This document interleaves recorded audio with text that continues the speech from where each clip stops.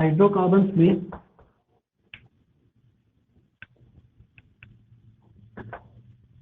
Alkanes का last topic बच गया है प्रोजेक्शन या कंफर्मेशन या कंफर्मर। दो मॉलिक्यूल आपस में क्या है, कंफर्मर या कंफर्मेशनल आइसोमेर्स भी कहते हैं। जैसे कंपाउंड मान लीजिए एल्केन है CH3 क्या है, इथेन है। और इथेन को कई तरीके से रिप्रेजेंट किया सकते हैं। एक प्रोजेक्शन इथेन को रिप्रेजेंट करने का, जैसे समझिए एक बात, मान लीजिए ये चौक ही है, इस चौक को तो एक ऐसे रिप्रेजेंट कर सकते हैं, ऐसे करेंगे तो कुछ और दिखेगा, ऐसे करेंगे तो कुछ और दिखेगा ना। ऐसे में तो बस एक सर्कुलर रिंग दिखेगा और ऐसे दिख रहे तो एक रेक्टेंगुलर फेस दिखेगा। तो कई तरीके से प्रोजेक्शन हो सकता है। उसी में से इथेन्स का, एल्केन्स का भी एक प्रोजेक्शन होता है सॉहर्स प्रोजेक्शन। सॉहर्स प्रोजेक्शन में किस तरीके से एल्केन को रिप्रेजेंट किया होता है, सी है ये दोनों सी, एक एच और ये तीसरा। वैसे इसमें भी एक एच ये एच आमने सामने है, ये एच आमने सामने होगा और इस एच के पीछे, इस एच के पीछे ये एच होगा। इसको कहते हैं एक्लिप्स, इसको कहते हैं एक्लिप्स फॉर्म। और दूसरा फॉर्म होता है स्टैगर्ड। उसमें क्या करते हैं, एक तरफ वाले को रोटेट करते हैं। इसको इस तरीके से समझिए, 3 हाइड्रोजन है ना, इसको रोटेट कर देंगे, ऐसे था इसको ऐसे कर देंगे उल्टा, तो रोटेट। इस वाले को क्या किए, बस एक हम प्रोजेक्शन बना दिए कि एल्केन्स को लिए ऐसे था, उसको ऐसे करके देख ले और तीनों हाइड्रोजन को बॉन्ड से दिखा दे। अब ये हाइड्रोजन के जस्ट पीछे ये वाला है, इसका दूसरा फॉर्म दिखाते हैं आपको। दूसरा फॉर्म है न्यूमैन प्रोजेक्शन कैसा होता है, इससे ज्यादा क्लियर समझना है। मान लीजिए सी है, एच है, पहला CH3 हो गया, इसको सर्कुलर एंड से दिखा दें। ये एक एटम है, इसके साइड में 3 हाइड्रोजन है ऐसे, तो एक हाइड्रोजन यहाँ है, तो इसी के जस्ट पीछे एक और हाइड्रोजन है, एक हाइड्रोजन यहाँ है, इसी के जस्ट पीछे एक और हाइड्रोजन है, और वो हाइड्रोजन किससे लिंक होगा, दूसरे वाले कार्बन से। तो एक कार्बन यहाँ है ना, इसके जस्ट पीछे एक और कार्बन है, समझे। इस वाले प्रोजेक्शन में एल्केन्स को ऐसे देख लें, इस वाले प्रोजेक्शन में एल्केन्स को ऐसे देख लें, एक कार्बन के जस्ट पीछे दूसरा कार्बन है, तो दूसरा कार्बन दिखेगा क्या, नहीं दिखेगा। और एक हाइड्रोजन के जस्ट पीछे वो भी नहीं दिखेगा। इसी चीज को अगर ऐसे देखें तो दोनों दिख जाएगा। इस हाइड्रोजन के पीछे एक और हाइड्रोजन और इस हाइड्रोजन के पीछे एक और हाइड्रोजन। और अगर हम इसको दिखाना चाहें तो डॉटेड से दिखाया था, इसके जस्ट पीछे में एक हाइड्रोजन है, इसके जस्ट पीछे में एक हाइड्रोजन है और इसके जस्ट पीछे में भी एक हाइड्रोजन है। ये कौन सा फॉर्म होगा, यही एक्लिप्स फॉर्म। दूसरा इसका प्रोजेक्शन ऐसे कर सकते हैं कि इसको चेंज कर सकते हैं, चेंज एक तरफ से रोटेट कर देते हैं। जब रोटेट करेंगे तो पहला वाला फिक्स रखें, दूसरे वाले को मान लीजिए 1 डिग्री रोटेशन किए, तो 1 डिग्री रोटेशन से क्या इसके जस्ट पीछे ये आएगा, थोड़ा सा एंगल बढ़ जाएगा ना। जैसे मान लीजिए यहाँ दिख रहा है एक हाइड्रोजन, यहाँ थोड़ा सा और मूव किए, यहाँ पर यहाँ बन सकता है, थोड़ा और मूव किए यहाँ आ सकता है। पीछे वाले को रोटेट करते जाएंगे तो कितने बार रोटेशन कर सकते हैं, इनफाइनाइट टाइम। 1 डिग्री रोटेट किए, 1.1 डिग्री रोटेट किए, 1.2 डिग्री, बहुत बार रोटेट कर सकते हैं। तो ऐसा कई मॉलिक्यूल बनेगा, हर रोटेशन से अलग अलग मॉलिक्यूल बनते जाएगा और हर मॉलिक्यूल एक दूसरे का कन्फर्मेशनल आइसोमर कहलाएगा। लेकिन उसमें 2 ज्यादा स्टेबल फॉर्म होता है, एक ये वाला और एक ये वाला, जहां पर अपोजिट बन जाएगा। ये एच घूम के क्रम कहाँ आ गया, नीचे। और अगर इसका प्रोजेक्शन इसमें दिखाएंगे तो ऐसा दिखेगा आपको, टी पहला वाले से एच, पीछे वाले कार्बन का कहाँ पे जाएगा, जो ऊपर था यहाँ, इसके जस्ट पीछे वो कहाँ आ गया, यहाँ ना, समझे बात। ये वाला समझ लीजिए, ये वाला समझ लीजिए यहाँ चला गया, ये वाला यहाँ आ गया, ये वाला यहाँ आ गया।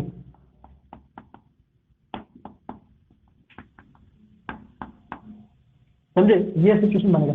तो मैक्सिमम रिपल्शन होता है इस सिचुएशन में एक्लिप्स, ये ज्यादा स्टेबल नहीं होता है, इसको कहते हैं स्टैगर्ड, ये ज्यादा स्टेबल होता है क्योंकि इसमें हेड ऑन नहीं होता है, एक के पीछे एक नहीं होता है, रिपल्शन कम होता है, दूर हो जाता है, कम रिपल्शन मिनिमम एनर्जी पे चल जाएगा, मैक्सिमम स्टेबिलिटी हो जाएगा, ज्यादा रिपल्शन से ज्यादा स्टेबिलिटी नहीं होगा। ये एक्लिप्स ज्यादा स्टेबल नहीं होता है, स्टैगर्ड ज्यादा स्टेबल है। यहाँ पे स्टैगर्ड फॉर्म ये है, और यहाँ जो एंगल बन रहा है ये एंगल कहलाता है एंगल ऑफ रोटेशन,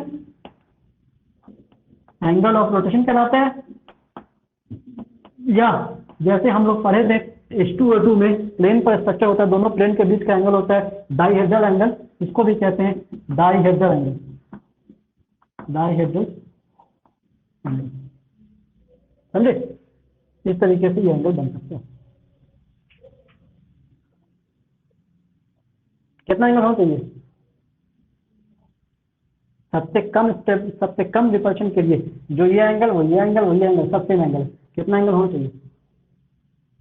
ये एक स्ट्रेट लाइन बन गया ना 60 डिग्री, स्ट्रेट लाइन बन गया, स्ट्रेट लाइन इधर कितना बनेगा 180, तो 60 60 60 180 हो गया, तो एक एंगल 60 डिग्री बनेगा। तो मैक्सिमम स्टेबिलिटी वाले में इथेन का देखने से, इथेन का, ब्यूटेन का बन सकता है, तो मैक्सिमम स्टेबिलिटी वाले में एंगल कितना बनना चाहिए 60 डिग्री, एंगल ऑफ रोटेशन हो गया।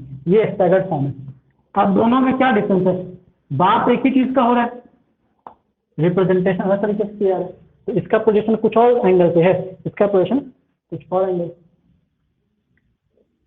एक इसको ऐसे समझिए, इसका हम शैडो अगर लेंगे, यहाँ से टॉर्च मार दें तो इसका शैडो ऐसा ना बनेगा, कुछ ऐसा शैडो बन जाएगा। और अगर मान लीजिए ऐसा टॉर्च मार रहे हैं तो इसका शैडो कैसा बनेगा, डॉट, बस यही फर्क है। इसका प्रोजेक्शन कुछ और एंगल से दिखाया जा रहा है, शैडो कुछ और एंगल से बन रहा है प्रोजेक्शन वाला, और इसका शैडो, इसका बीम कुछ और तरीके से बन रहा है दोनों एक ही चीज, एक्लिप्स, दो अलग अलग लोग काम किया, दो अलग अलग नाम होगी। सेकेंड टॉपिक आते हैं, इसके बाद एल्केन्स के बाद एल्कीन। एल्कीन सेकेंड कंपाउंड है हाइड्रोकार्बन का, एल्केन्स के बाद इंपॉर्टेंट है, इससे कई रिएक्शन है, इसमें क्वेश्चन भी कई छुपा हुआ है, तो एग्जाम में आता भी है। एल्कीन कैसा कंपाउंड होता है? तो पहला तो ये अनसैचुरेटेड हाइड्रोकार्बन है।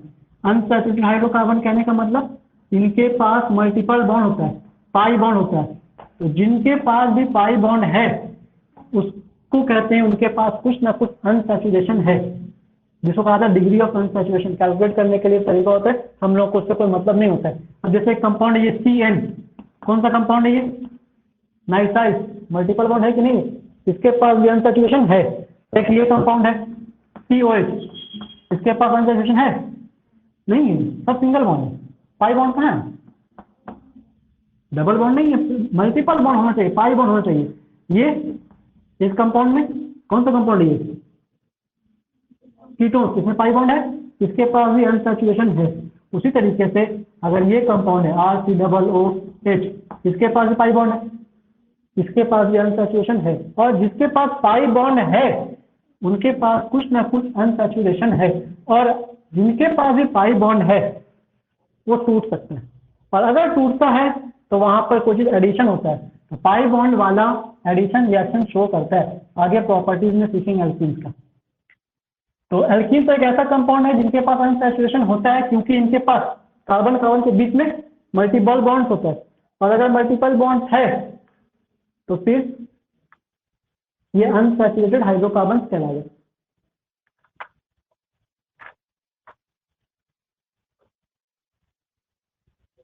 और एल्कीन्स में आपको पता ही है कार्बन कार्बन के बीच डबल बॉन्ड होता है। एक एल्कीन का रिप्रेजेंटेशन कैसे करते हैं? एल्कीन का रिप्रेजेंटेशन ऐसे करेंगे, रिप्रेजेंट करने का तरीका RCH डबल बॉन्ड CH2, जहां पर R का मिनिमम वैल्यू स्टार्ट कहां से होगा? H से, देन CH3, उसके बाद C2H5, ऐसा ऐसा करके R का वैल्यू अलग अलग हो सकते हैं। R का वैल्यू ऐसे रखेंगे तो क्या बन जाएगा? CH2 नाम क्या होगा? एथीन। और अगर R का वैल्यू CH3 रख देंगे तो पहला R का वैल्यू अगर H रख देंगे तो जो पहला कंपाउंड मिलेगा CH2 डबल बॉन्ड CH2, नाम लिखने का तरीका क्या है? एल्कीन। एल्क वो डिपेंड करेगा नंबर ऑफ कार्बन एटम पे, तो नंबर ऑफ कार्बन है 2, ईथ हो गया, साथ निकल आने इन, नाम हो गया इथीन। आर का वैल्यू अगर हम लोग CH3 ले देते हैं तो कंपाउंड क्या मिलने वाला है, CH3 देन CH, उसके बाद CH2, इसका नाम क्या होगा, 3 कार्बन है, प्रो। अगर R का वैल्यू हम लोग C2H5 रख लें, R का वैल्यू दिए C2H5, C2H5 का दूसरा तरीके से कैसे रिप्रेजेंट कर सकते हैं, CH3 CH2, तो R की जगह हम रख रहे हैं CH3 CH2, अपने आप में C2H5 है और यहाँ CH है, उसके बाद डबल बॉन्ड CH2 है, ये क्या कहलाएगा, ब्यूटीन। 4 कार्बन है ब्यूटीन, उसमें इन लिखने का मतलब होता है कि मल्टीपल बॉन्ड फर्स्ट वाले कार्बन के पास है। समझ बात क्या कह रहे हैं, अगर हम मान लीजिए हर कार्बन का इसमें हाइब्रिडेशन बताना चाहें तो जो भी कार्बन डबल बॉन्ड बनाया हुआ है वो sp2 है, बाकी सब का सब sp3 है। ये वाला कौन सा है, sp3 है, ये वाला भी sp2 होगा ये, क्योंकि इसमें एक सिग्मा यहाँ है, एक सिग्मा यहाँ है और एक सिग्मा हाइड्रोजन के साथ है, ये sp2, ये वाला भी sp। इस तरीके से हर कार्बन का हाइब्रिडेशन बता सकते हैं। तो एल्कीन्स वाला जो कार्बन है, डबल बॉन्ड वाला जो कार्बन है sp2 होता है। दूसरा बात कि एल्कीन्स में जरूरी नहीं है कि मल्टीपल बॉन्ड हमेशा फर्स्ट कार्बन पे ही हो, सेकंड कार्बन भी हो सकता है। अगर ये पैरेंट चेन है, इस पैरेंट चेन में हमको नंबरिंग करना पड़ता है। नंबरिंग किस तरह से करते हैं, जिस तरह से मल्टीपल बॉन्ड नजदीक है, 1 2 3 4, तो इसका नाम लिखने का तरीका एक और होगा, ब्यूट और मल्टीपल बॉन्ड 1 नंबर कार्बन के पास भी और 2 नंबर कार्बन के पास भी है, छोटे वाले नंबर को लिखेंगे ब्यूट 1 इन। एक तरीका तो ये हो गया, एक तरीका ये होता है 1 ब्यूटीन, इसका मतलब भी क्या होगा, मल्टीपल बॉन्ड का पोजीशन बता रहा है। सबसे ज्यादा यूज करेंगे हम लोग ये वाला, समझ गए। इसका दूसरा सेक्टर बन सकता है ऐसा, CH3 CH2 double bond CH3, ऐसा बन सकता है। इसमें क्या चेंज है, ये sp3 होगा, ये sp3 होगा, ये भी sp3 होगा और ये वाला ये भी sp2 है ना। नंबरिंग की तरह से किया जाएगा 1 2 3 4, ये नंबरिंग भी सही होगा, डबल बॉन्ड आ रहा है 2 3 पर, सम कितना है 5, इधर से नंबरिंग करते हैं तो भी वही आता है 2 3, सम कितना आएगा 5, तो दोनों ही तरफ से नजदीक पड़ेगा, 2 पर आ जाएगा डबल बॉन्ड। नाम लिखने में कैसे लिखेंगे, ब्यूट 2 इन लिखना पड़ेगा हम लोग को, ब्यूट 2 इन, इस तरीके से नाम लिख सकते हैं। दूसरा टॉपिक हम लोग का ये आता है इंट्रोडक्शन के बाद, नोमेनक्लेचर। कुछ एल्कीन्स का नोमेनक्लेचर देख लें, फास्ट पर बताइए, देखा हुआ हम लोग का, एक बार रिवाइज करें जल्दी से, क्योंकि नाम नहीं पता होगा तो कंपाउंड नहीं बना पाइएगा, रिएक्शन नहीं कंप्लीट कर पाइएगा। पहला कंपाउंड है ऐसे लिखा हुआ है, ठीक है। दूसरा कंपाउंड है, नंबरिंग नहीं दे रहे, डायरेक्ट यह कम।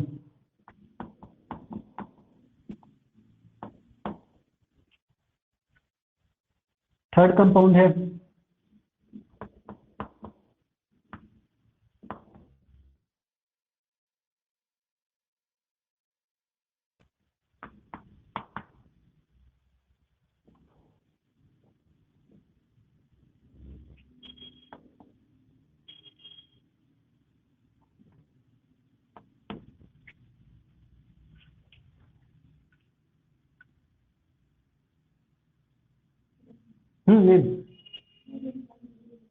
इसका 2.5। पैरेंट चेन कौन सा होगा, स्टेट चेन, क्योंकि मल्टीपल बॉन्ड वाला कार्बन होना चाहिए, तो फिर ये कहाँ से जाएगा, ब्रांच में। सेकेंड पोजिशन में ब्रांच है, सबसे पहले ब्रांच का नाम लिखेंगे, ब्रांच का नाम होगा 2 मिथाइल, 2 पोजिशन पे मिथाइल है, एक कार्बन का ब्रांच मिथाइल पर आएगा, ये CH3 है एक्चुअल में, तो 2 मिथाइल ब्यूट 1 या सिंपली ब्यूटीन। ये नंबरिंग है 1 2 3 4 ऐसे कि 1 2 3 4 ऐसे, इधर से भी करेंगे तो 2 पे मल्टीपल बना रहा है, इधर से करेंगे 2 मल्टीपल बना रहा है, लेकिन इधर से करेंगे तो ब्रांच आया 3 पर, इधर से करेंगे ब्रांच आया 2 पर, तो ब्रांच में अधिक से करना पड़ेगा 1 2 3 4, नाम क्या हो जाएगा 2 मिथाइल ब्यूट 2 इन।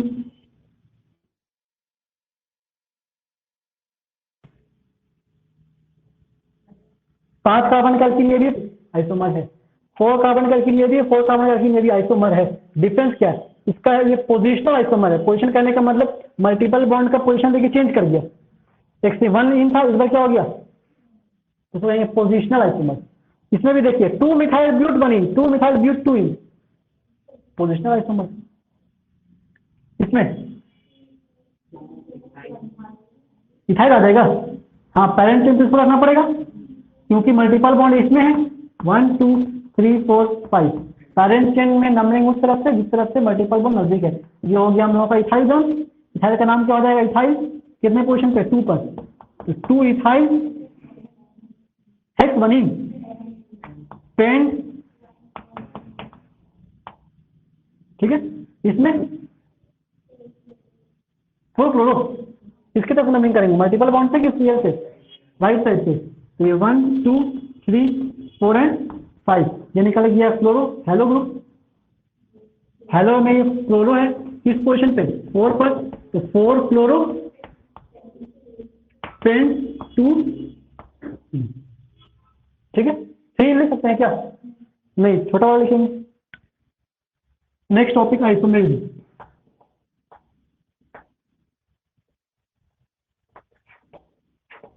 आइसोमेरिज्म एक एल्कीन ऐसे लिखा हुआ है,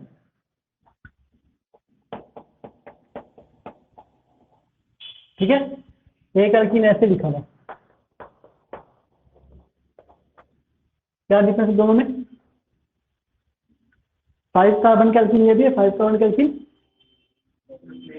इससे ब्रांच चेन वाला है और ये विदाउट ब्रांच चेन वाला है, नॉर्मल चेन वाला है, तो इसको कहा जाएगा चेन आइसोमर।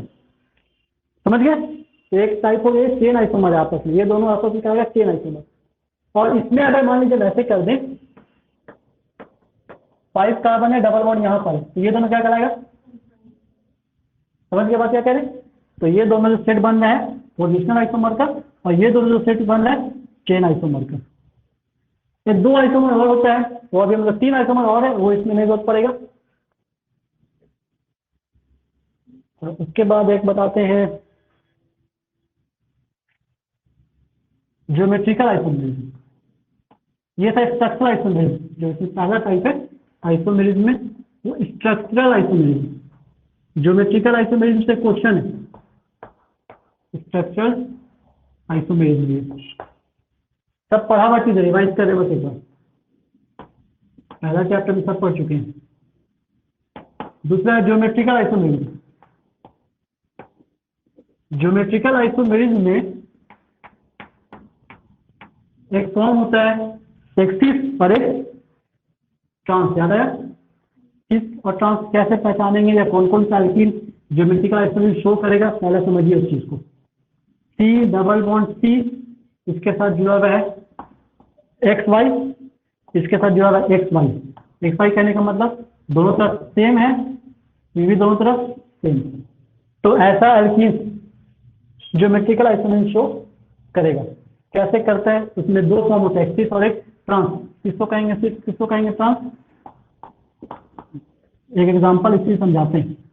जैसे मान लीजिए ये सी है, डबल बॉन्ड सी है, एक्स और वाई जुड़ा हुआ है इससे,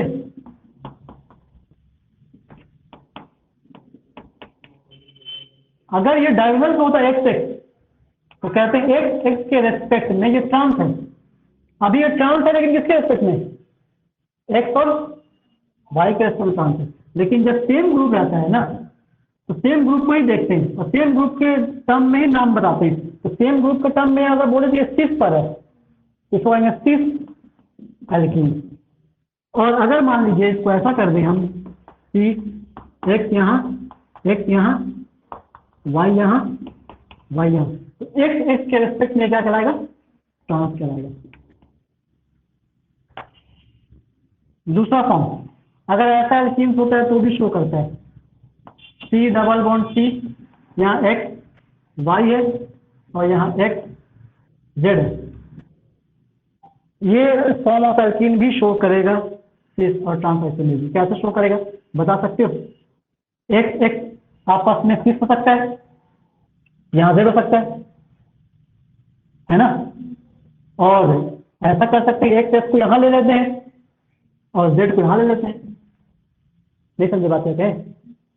बस वाई की जगह क्या आ गया, जेड आ गया, तो भी ये सिस टर्म शो कर सकते हैं। थर्ड टाइप,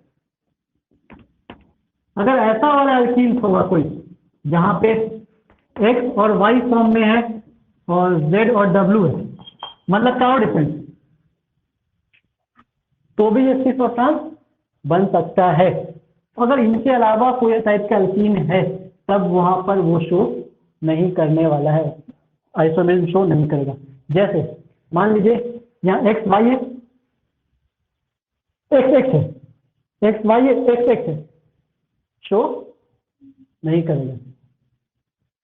ये वाला शो करेगा, इसके बारे में बताते हैं कैसे। सी डबल बॉन्ड सी, मान लीजिए एक तरफ हम रख रहे हैं एक्स और वाई, इधर रख रहे हैं डब्ल्यू, इधर रख रहे हैं जेड। इसको हम सिर्फ भी कर सकते हैं, ट्रांस भी कर सकते हैं, दोनों कर सकते हैं, लेकिन किसके रेस्पेक्ट में करें ये देखना पड़ेगा। अगर हम मान लीजिए एक्स और डब्ल्यू के रेस्पेक्ट में कह रहे हैं तो ये क्या कहलाएगा, और एक्स और जेड के टर्म में कह रहे हैं तो ये बॉन्ड इधर, ये इधर नहीं आ सकता है, इसका रोटेशन बस हो सकता है घुमा के, जेड ऊपर जा सकता है, डब्ल्यू नीचे आ सकता है। तो दूसरा मॉलिक्यूल का रिप्रेजेंटेशन ज्योमेट्रिकल आइसोमेरिज्म क्या है, स्पेशियल अरेंजमेंट बस चेंज कर देना, एक्स और वाई ऐसी रहने दिए, एक तरफ का चेंज कर दिए, दोनों तरफ का चेंज करेंगे तो फिर सेम बन जाएगा, एक तरफ का बस चेंज करना। अब देखिए एक्स और जेड किस पोजीशन पे आ गया, सिस पर, तो एक्स जेड के टर्म में इसको सिस एल्कीन कह सकते हैं, और एक्स डब्ल्यू के टर्म में इसको, या फिर वाई जेड के टर्म में इसको क्या कह सकते हैं टर्म, और वाई जेड के टर्म में इसको क्या कह सकते हैं। तो ऐसा वाले में जिसमें चारों डिफरेंट है उसमें किसी को भी सिस किसी को भी ट्रांस कहा सकता है, वो आपको देखना पड़ेगा किसके रेस्पेक्ट में हम लोग बात कर रहे हैं। एक कंपाउंड है, इसके बारे में आपको बताना है कि क्या ये ज्योमेट्रिकल आइसोमेरिज्म शो करेगा। CH3 CH double bond CH CH3 geometrical isomerism show करेगा,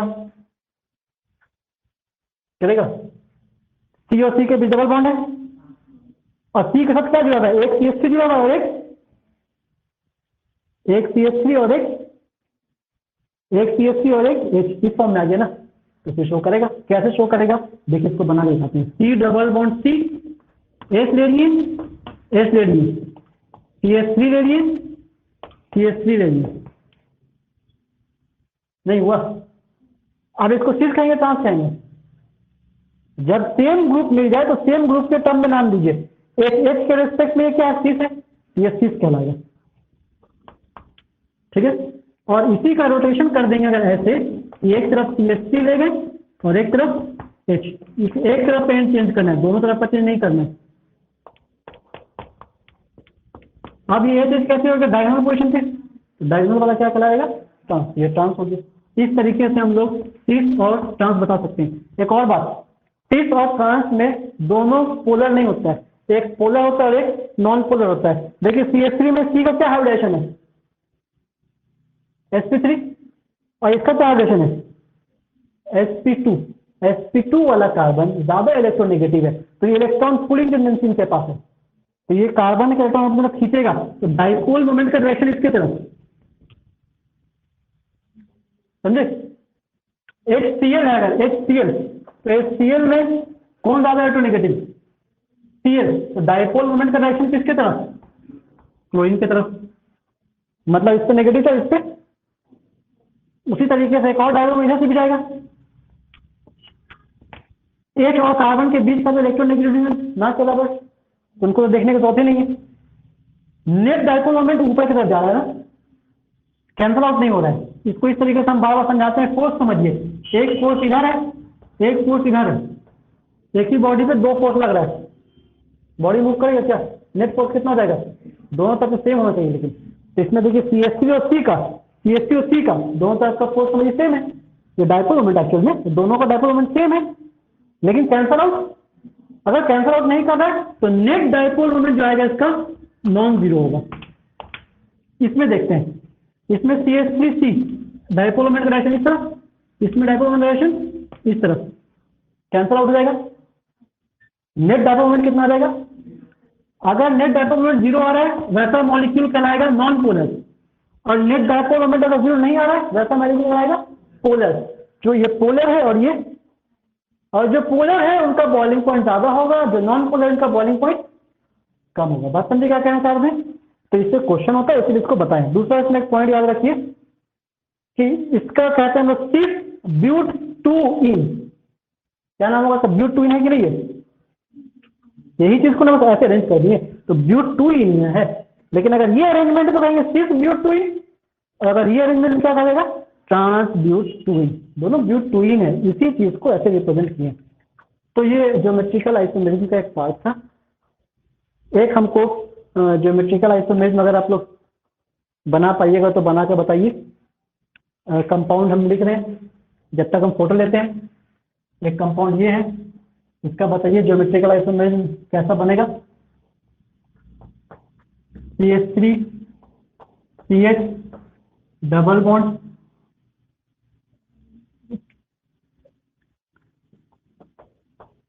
CH2, क्या ये प्रोपीन है?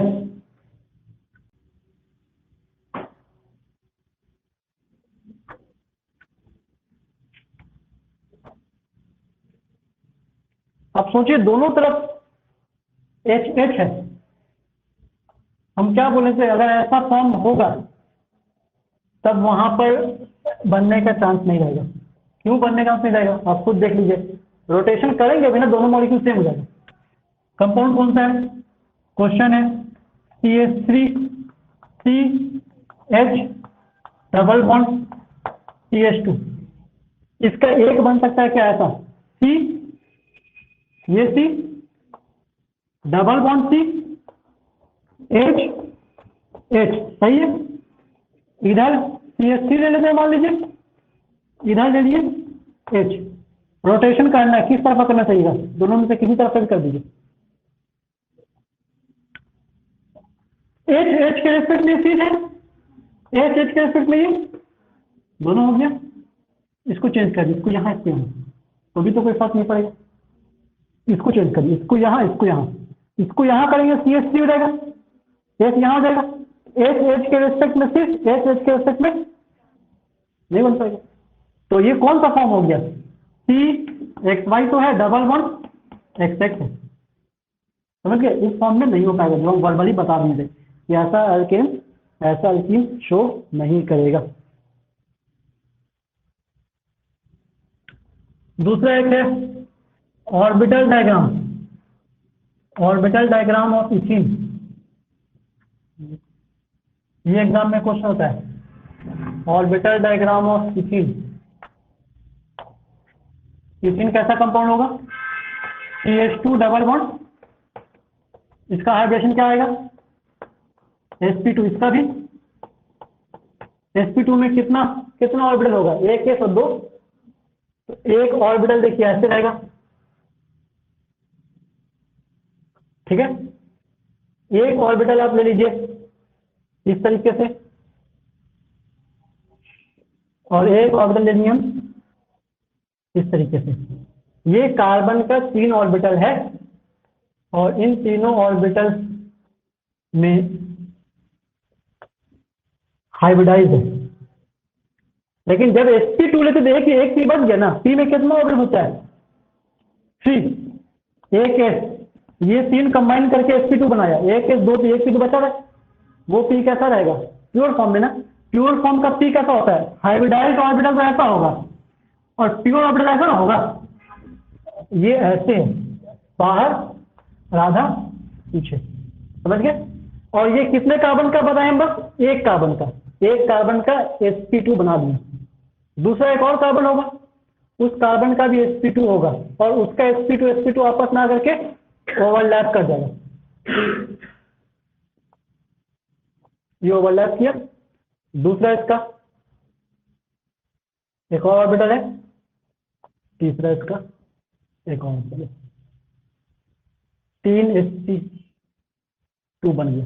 हर ऑर्बिटल का नाम sp2 होगा। अगर ऐसा है तो इसका नाम क्या होगा? इसका नाम क्या होगा? px py pz। लेकिन अब ऐसा तो इसका नाम sp2 है, सब sp2 है। एक एक इलेक्ट्रॉन का शेयरिंग हुआ इसमें, एक कार्बन का एक कार्बन का। कार्बन का एटॉमिक नंबर लिखें तो एटॉमिक नंबर कितना 6, इलेक्ट्रॉनिक कॉन्फ़िगरेशन हीलियम, एक इलेक्ट्रॉन एक वो ना sp2 तीन ऑर्बिटल, तीनों में एक रख दिए इलेक्ट्रॉन, एक दूसरे कार्बन में सेम चीज पेयर हो गई, ये पेयर नहीं हो पाया, जो पेयर नहीं हो पाया उस पर पेयर करने कौन आ रहा है, हाइड्रोजन। हाइड्रोजन के पास कितना इलेक्ट्रॉन है, 1, हाइड्रोजन आके इससे ओवरलैप कर दिया। क्या ये सिचुएशन नहीं बन गया, C double bond H H H H, अभी ये नहीं बना है, मतलब अभी सिंगल ऐसे, डबल कैसे बनेगा, अब इसके ऊपर पाई बॉन्ड है ऐसे, मल्टीपल ये है ना ऑर्बिटल, प्योर पी ऑर्बिटल बचा हुआ, ये दोनों आपस में हल्का सा ओवरलैप कर जाएगा, जिसको हम ऐसे दिखा रहे हैं। बोर्ड के एक बाहर है और हाफ लूप्स बोर्ड के पीछे, इसको ऐसे दिखाया था, याद आ रहा है, ये ऑर्बिटल डायग्राम ऑफ इथीन है। इस पर डायग्राम को क्वेश्चन करता है, इजी वे में देख लीजिए, माइंड में बैठा लीजिए। नेक्स्ट टॉपिक आते हैं हम लोग प्रिपरेशन, एल्कीन्स को प्रिपेयर कैसे कर सकते हैं, preparation method, methods of preparation, alkene का प्रिपरेशन। फर्स्ट, पहला मेथड जो एल्कीन्स को प्रिपेयर करने का वो है फ्रॉम अल्काइन, अल्काइन से प्रिपेयर कर सकते हैं। अल्काइन कैसा कंपाउंड होगा, जिनके पास C और C के बीच ट्रिपल बॉन्ड होगा, अनसैचुरेशन है कि नहीं इनके पास, है, पाई बॉन्ड है मतलब अनसैचुरेशन है, और अनसैचुरेशन है तो पाई बॉन्ड टूट सकता है, और अगर टूटेगा तो वहां पे एडिशन हो सकता है। तो अल्काइन से ऐड करने का तरीका, अल्काइन से एल्कीन बनाने का तरीका, फर्स्ट अल्काइन हम ले रहे हैं ऐसा R C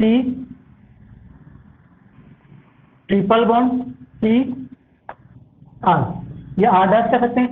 R डैश करने का मतलब दोनों डिफरेंट हो सकता है या दोनों सेम भी हो सकता है। पहला अल्काइन हम ऐसा ले लें, दोनों तरफ एचेज रखें तो क्या बन जाएगा, ये CH मिनिमम अल्काइन, CH3 रखें तो 4 कार्बन अल्काइन, CH3H रखें 3 कार्बन अल्काइन, C2H5 C रखें 5 कार्बन अल्काइन। अलग अलग तरह का अल्काइन बन सकता है, जनरल रिप्रेजेंटेशन में मिल अल्काइन का जैसे एल्कीन का लिखे थे।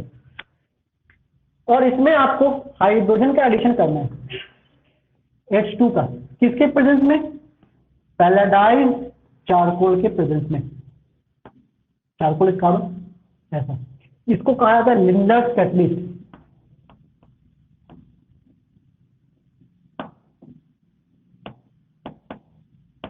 ठीक है, ये भी एक क्वेश्चन हो गया। इसमें दोनों हाइड्रोजन आके जुड़ेगा, किसके पास, CC के पास, कितना इसमें पाई बॉन्ड, 2 पाई बॉन्ड है, एक पाई बॉन्ड टूट जाएगा, और अगर एक पाई बॉन्ड टूटा तो C और C के बीच क्या बनेगा, डबल बॉन्ड, और जब H आके ऐड होगा तो H इस तरीके से ऐड होगा कि इनका अरेंजमेंट कैसा हो जाएगा, समझिए। एक और इसमें होता है ट्रांस वाला भी, सोडियम इन लिक्विड अमोनिया के प्रेजेंस में। तो ये अल्कीन था, अल्काइन था, अल्काइन से क्या बना, अल्कीन। इसमें एडिशन हो है किस चीज का, हाइड्रोजन का, तो रिएक्शन का नाम होगा hydrogenation, hydrogenation reaction. B number RC triple bond C R dash, hydrogen का ही एडिशन है, लेकिन इसमें जो प्रेजेंस है वो सोडियम लिक्विड अमोनिया के प्रेजेंस में, इसके प्रेजेंस में एडिशन हो रहा है, इसके प्रेजेंस से सिस नहीं बनेगा, क्या बन जाएगा, ट्रांस बन जाएगा। तो C डबल बॉन्ड C एक H ऐसे ऐड होगा ट्रांस पोजीशन पर। किनका बॉइलिंग पॉइंट ज्यादा होगा, किनका बॉइलिंग पॉइंट ज्यादा होगा, किसका बॉइलिंग पॉइंट ज्यादा होगा, क्योंकि डायपोल मोमेंट इसका 0 नहीं है, ट्रांस वाले का डायपोल मोमेंट 0 आता है। अच्छा, अगर मान लीजिए प्रोपीन है, प्रोपाइन है, तो प्रोपाइन में कोई सा भी रीजन रखिए, सिस और ट्रांस का चक्कर नहीं होगा, प्रोपाइन का तो बनता ही नहीं है, प्रोपाइन से क्या बनेगा, प्रोपीन ना बनेगा, ये ब्यूटाइन है, मान लीजिए CH3 है, तो ब्यूटाइन है, ब्यूट टू आइन है, तो इससे ब्यूट टू इन बन रहा है। अब ब्यूट वाले में 4 कार्बन वाले में आइसोमर C बन सकता है। इस वाले में प्रोपाइन से प्रोपीन बनेगा, तो प्रोपीन में C के चक्कर, तो कोई सा भी ले लेंगे, कोई फर्क। अच्छा इथाइन है, अगर CH कोई फर्क पड़ेगा, CH है, CH रख दिए, यहाँ देख रख दिए, ये भी CH, ये भी CH, एक आगे जुड़ रहा है, तो CH2 में कोई C का कोई चांस, तो C का चांस होने के लिए कम से कम आपके पास कितना कार्बन होना चाहिए, 4 कार्बन। तो 4 कार्बन का ब्यूटाइन जब होगा तब ये चीज देखने को मिलेगा। एक बार हम कंफर्म करते हैं कि रिएजेंट हमको लग रहा है कि सही लिखे हैं, एक बार चेक कर लेते हैं। हाँ, सोडियम लिक्विड अमोनिया,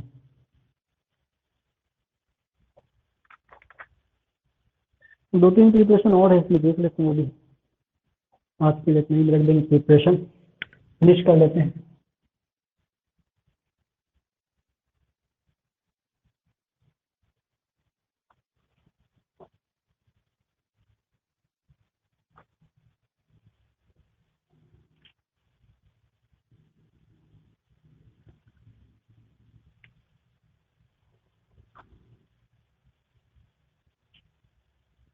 हैलोएल्केन्स कैसे रिप्रेजेंट करते हैं, हैलोएल्केन्स को, हैलोएल्केन्स का representation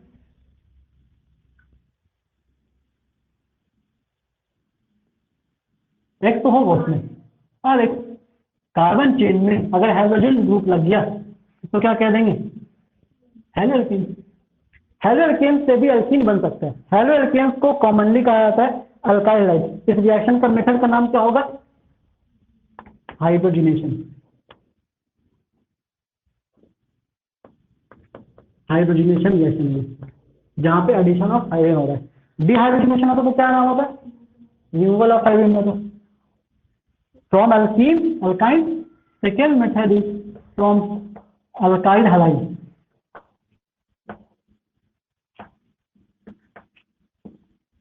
from alkyl halide, alkyl halide represent करते हैं आरएक्स से। अल्काइल हैलाइड में जो रिएजेंट यूज करते हैं वो होता है RCH2 CH2X, ऐसे लिखे हैं।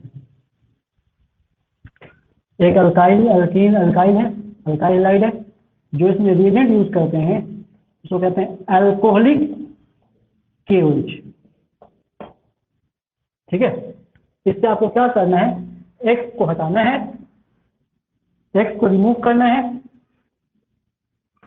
और एक हाइड्रोजन को रिमूव कर देना है उसके जस्ट बगल वाले से। तो रिमूवल हो गया किस चीज का, एचएक्स का ना। अगर एचएक्स का रिमूवल हो रहा है तो हाइड्रोहेलोजिनेशन, अगर एचएक्स ऐड हो तो हाइड्रोहेलोजिनेशन, और एचएक्स रिमूव हो रहा है तो डीहाइड्रोहेलोजिनेशन। इस रिएक्शन का नाम हो जाएगा डीहाइड्रोहेलोजिनेशन। तो ये एक्चुअल में देखें तो डीहाइड्रोहेलोजिनेशन, डीहाइड्रोहेलोजिनेशन, जहां पे हेलोजन भी और हाइड्रोजन भी रिमूव हो रहा है। तो कंपाउंड क्या मिलने वाला है, कंपाउंड मिलेगा RCH2 से क्या बन जाएगा, एक H और एक X बाहर हो गया। मान लीजिए Cl है, HCl बाहर, Br है तो HBr बाहर, तो यहाँ क्या बचेगा CH ना सिर्फ, और यहाँ क्या बचेगा CH2 ना सिर्फ, और दोनों कार्बन का एक बॉन्ड फ्री हो गया, दोनों मिलकर आपस में क्या बन गया, डबल बॉन्ड। इससे क्या बन गई है, अल्कीन। था क्या हैलोएल्कीन, हैलोएल्केन, इससे क्या बन गया, इसका मतलब हैलोएल्केन से भी हम लोग, हैलोएल्केन से बनाया जा सकता है एल्कीन। ठीक है, मेथड क्या होगा, पहला अल्कोहलिक KOH रख सकते हो आप, या फिर I- भी रख सकते हो। अगर अल्कोहलिक KOH रखी हो इसको A नंबर दे दो। अगर अल्कोहलिक KOH रखी हो तो इस रिएक्शन का नाम होता है ZCF रूल या ZCF रूल, कई बुक अलग अलग नाम से मिल जाएगा, ZCF रूल।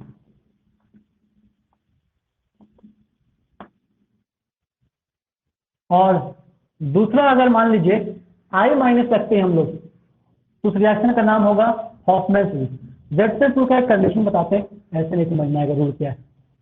मान लीजिए मेरे पास एक अल्कीन है ऐसा, A नंबर का ही देख लें, CH2 CH2 CH3, यहाँ पर लिखा मान लीजिए Cl, और यहाँ पर एल्कोहलिक KOH लिख दिया एरो के ऊपर। इस कंडीशन में रिएक्शन हो रहा है, कंडीशन ही याद रखना रहता है इसमें।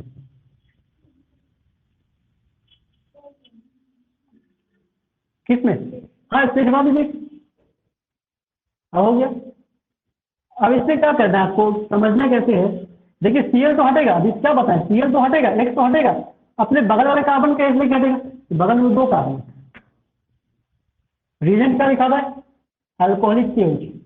अगर यही काम में रिएजेंट लिखा था I- तो प्रोडक्ट कुछ और बनता। अब दोनों में कंडीशन याद रखिए क्या, अगर अल्कोहलिक KOH है तो हायर डिग्री वाले कार्बन का H लेके हटेगा। हायर डिग्री कार्बन कौन सा है? ये कितना डिग्री कार्बन है? 1 डिग्री। ये कितना डिग्री कार्बन है? ये 2 डिग्री कार्बन है। 2 degree carbon higher degree carbon है, इसके H को लेकर के हट जाएगा। कौन? Alcoholic KOH। तो क्या मिलेगा? CH3, यहाँ क्या बचेगा? CH, डबल बॉन्ड हो जाएगा इस बार, CH और क्या? CH3, कंपाउंड क्या बना? ब्यूट 2E, ये ना बना। और अगर मान लीजिए I- रखते हैं तो I- में आपको इसका एच हटाना पड़ेगा, और इसका एच हटाइएगा लोअर डिग्री वाले का। लोअर डिग्री वाले का क्या बनेगा? CH3, ये CH2 वैसे रहेगा, CH2 के बाद CH वैसे रहेगा, Cl हट जाएगा, इसका एच लेके हट जाएगा, ये क्या बन जाएगा? CH2 बन जाएगा। अब इनके बीच क्या आ जाएगा? Double bond. और जैसे ही इनके बीच डबल बॉन्ड आया वो कौन सा कंपाउंड बन गया? ब्यूट 1 इन बन गया। तो ब्यूट 1 इन भी बन सकता है और ब्यूट 2 इन भी बन सकता है, दोनों में फर्क है। इसमें इस वाले H Cl, इस वाले H को हटाए तो ये बना। कब? जब I- हो, और जब I- होगा उस रिएक्शन का नाम होता है हॉफमैन रिएक्शन। ठीक है, इससे ब्यूट 2 इन बना, इससे ब्यूट 1 इन बन गया। दोनों इंपॉर्टेंट है, एक A नंबर और एक B नंबर। तीसरा, फ्रॉम विसिनल डाइहैलाइड, इससे बना सकते हैं विसिनल डाइहैलाइड। विसिनल डाइहैलाइड करने का क्या मतलब होगा? दो हाइड्रोजन है विसिनल पोजीशन पे। विसिनल करने का मतलब दो एडजेसेंट कार्बन पर।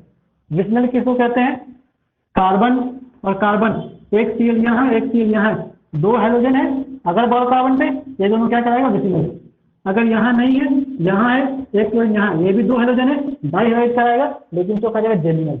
एक ही कार्बन पे अगर दो हाइड्रोजन है जेमिनल डाइहैलाइड, दो एडजेसेंट कार्बन पर है तो विसिनल डाइहैलाइड। कैसे लिखेंगे? मान लीजिए कैसे लिखते हैं हम, CH2 X, बताइए जेमिनल है कि विसिनल है? विसिनल हो गया। अलग अलग कार्बन पे ऐसे लिखे हम, R CH Br CH2 Br। अगर बगल है क्या कराएगा? विसिनल कराएगा। एक यहाँ है कि यहाँ विसिनल कराएगा नहीं होगा। समझे बात क्या करें? का रिएक्शन करवाते हैं हम लोग जिंक से।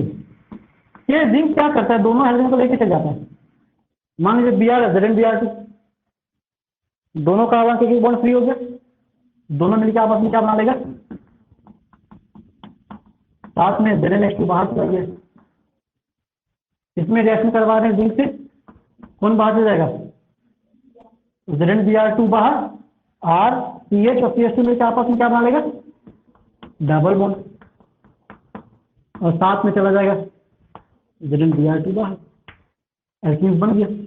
तो विसिनल डाइहैलाइड से भी एल्कीन बनाया जा सकता है।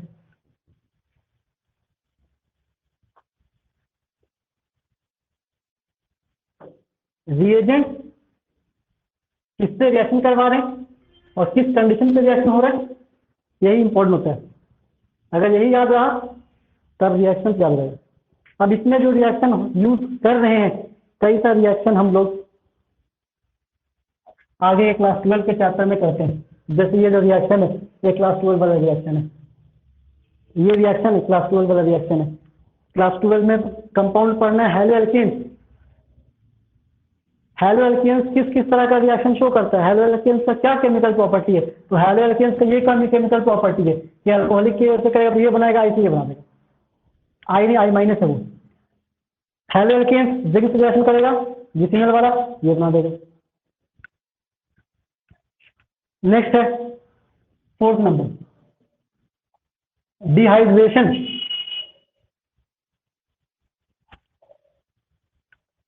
डिहाइड्रेशन, डिहाइड्रेशन क्या मतलब होगा, removal of, dehydration of, dehydration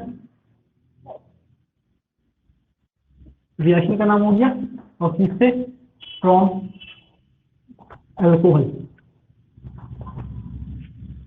इसको कहा जाता है एक और नाम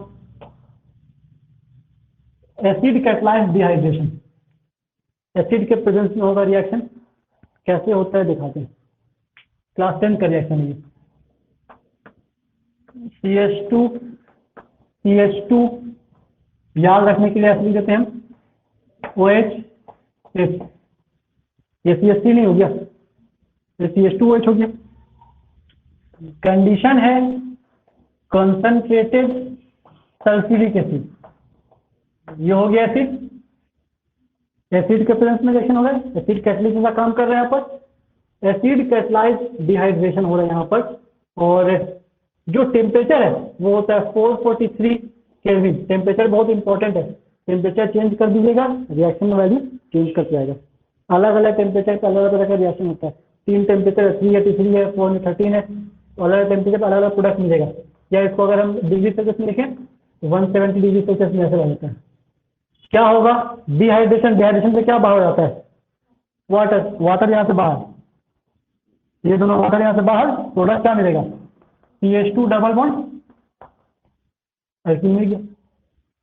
समझे, इस तरीके से एल्कीन हम लोग फॉर्म कर सकते हैं। तो 4 मेथड था, तो चारों मेथड देख लेंगे। नेक्स्ट लिखिए प्रॉपर्टीज। प्रॉपर्टीज में फर्स्ट फिजिकल प्रॉपर्टी लिख लीजिए, केमिकल प्रॉपर्टीज देखेंगे बाद में हम लोग। टाइम बताइए कितना हो रहा है, 550। 3-4 फिजिकल प्रॉपर्टी लिख लीजिए बस। फर्स्ट,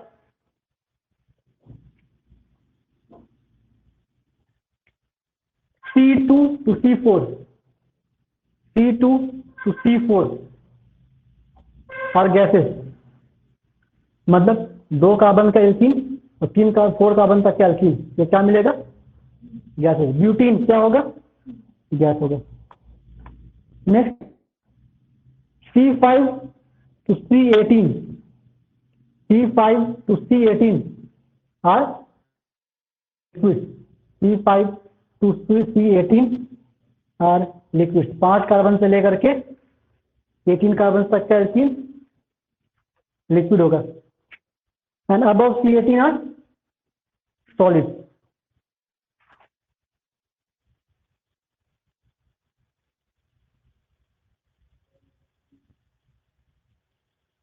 पोलर नेचर का बात कर ही लिए, तीसरा ट्रांस में कौन पोलर होता है, तो पोलर भी सकता है, नॉन पोलर भी सकता है, और डिपेंड करता है ज्योमेट्रिकल आइसोमेरिक पर।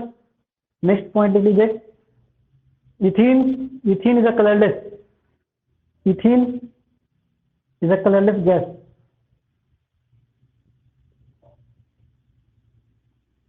Ethene has a faint sweet smell,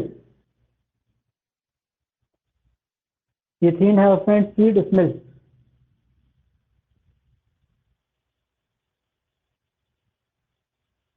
While other alkenes are,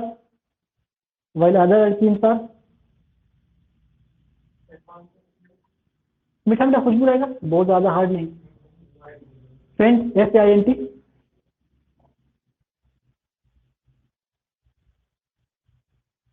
while other alkenes are colorless and odorless, while other alkenes are colorless and odorless. Insoluble in water, insoluble in water। Next point, एक हो गया state पर, एक हो गया colour पर, एक हो गया ऑर्डर पर, और एक पॉइंट हो गया किस पर, सॉलिबिलिटी पर। इनसॉल्युबल इन वाटर,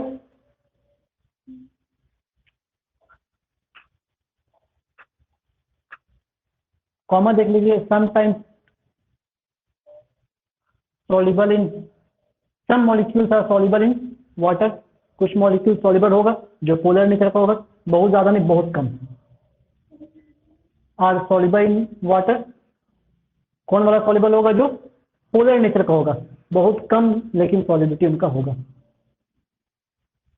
ठीक है। And Fairlie soluble in non polar solvent, and Fairlie soluble in non polar solvent like benzene, petroleum, ether etcetera.